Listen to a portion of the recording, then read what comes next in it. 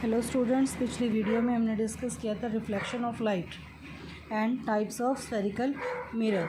आज हम डिस्कस करेंगे representation of images formed by spherical mirror using ray diagrams. हम रे डायग्राम्स को स्टडी करेंगे आज। उसमें देखिए, रे डायग्राम स्टडी करने से पहले हमारे पास कुछ कंडीशंस होती हैं उन जो रे डायग्राम्स में हम जो रेज़ होती हैं उनको कैसे लोकेट करना है, कहाँ पर लोकेट करना है उन्हें। उसके लिए फ़र्स्ट कंडीशन हमारे पास है कि जब भी कोई रे, जैसे हमारे पास कनकेव मिरर है और यहाँ पर आपके पास कन्वेक्स मिरर है, ये आपका principal axis, this is pole, this is focus and this is centre of curvature.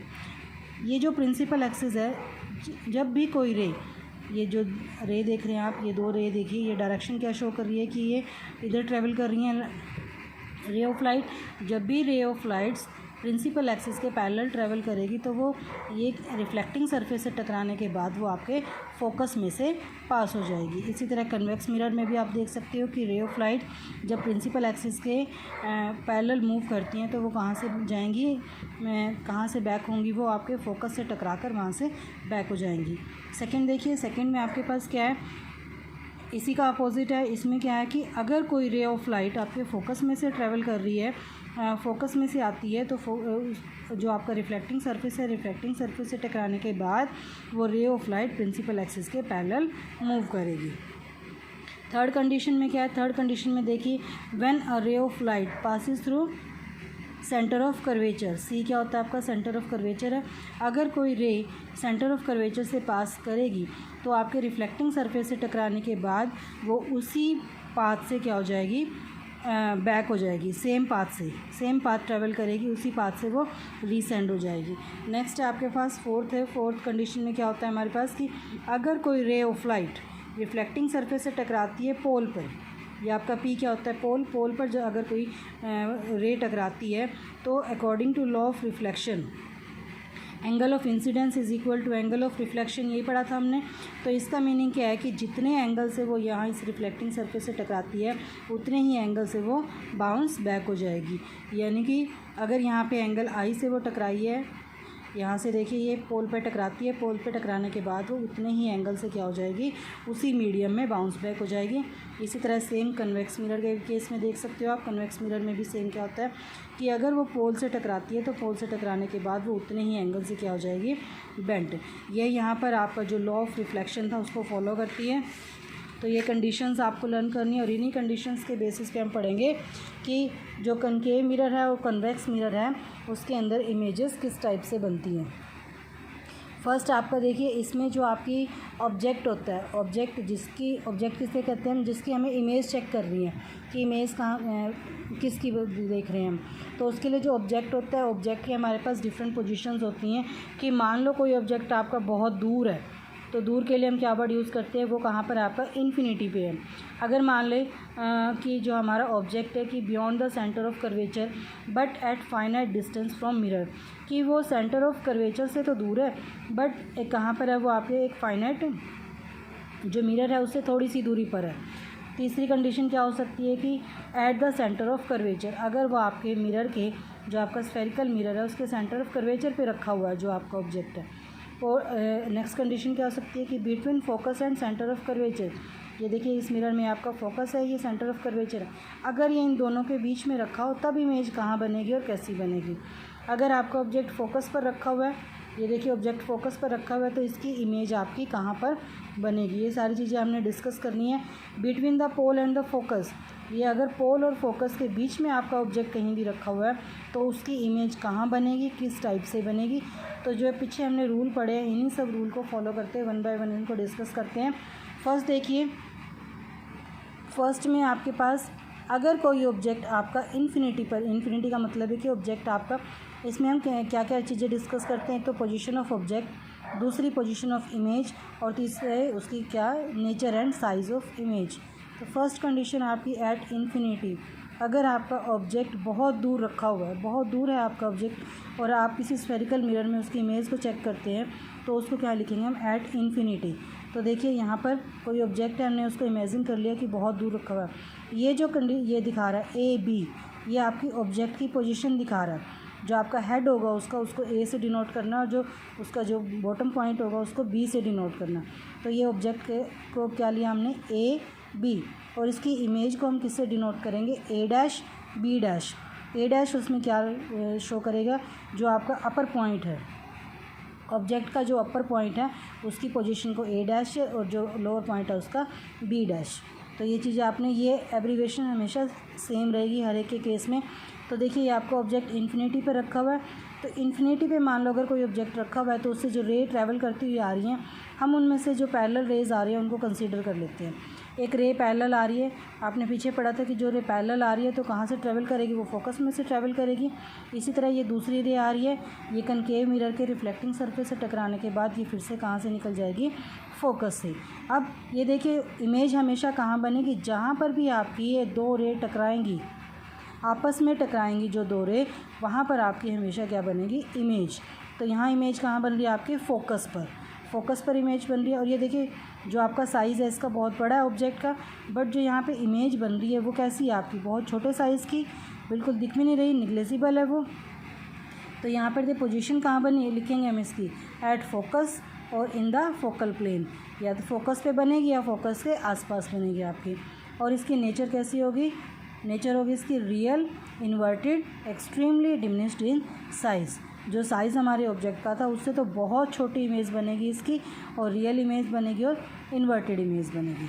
Second आपके पास क्या था कि अगर आपका ऑब्जेक्ट सेंटर से दूर रखा हुआ है, सेंटर से पीछे, बियॉन्ड द सेंटर, सेंटर से पीछे रखा हुआ है, बट आपका जो मिरर है उससे कुछ एक डिस्टेंस पर है।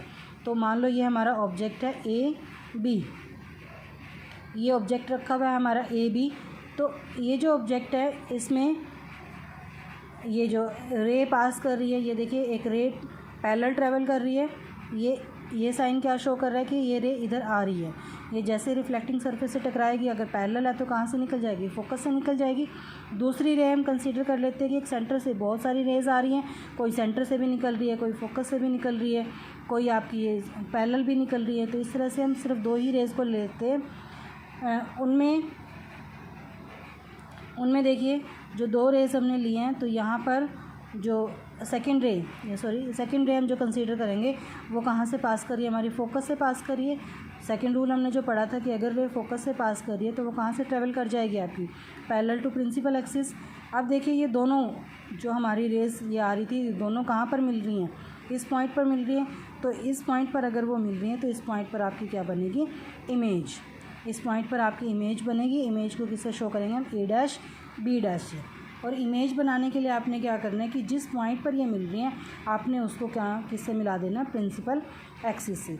जितने भी डिस्टेंसेस होंगे, अपर डिस्टेंसेस या फिर लोअर डिस्टेंसेस में, हम सारे डिस्टेंसेस कहाँ से लेंगे, इसके प्रिंसिपल एक्सिस से। ठीक है, तो यहाँ पर जो इमेज की पोजीशन होगी, क्या है इमेज की position, between focus and the centre of curvature.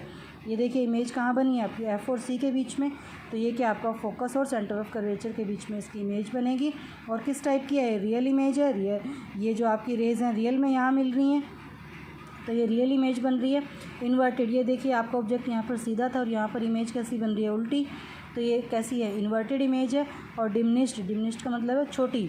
ये ऑब्जेक्ट आपका बड़ा था और बल्कि जो आपकी इमेज है वो कैसी है, छोटी मिल रही है। तो साइज़ कैसा रहेगा उसका, डिमिनिश्ड।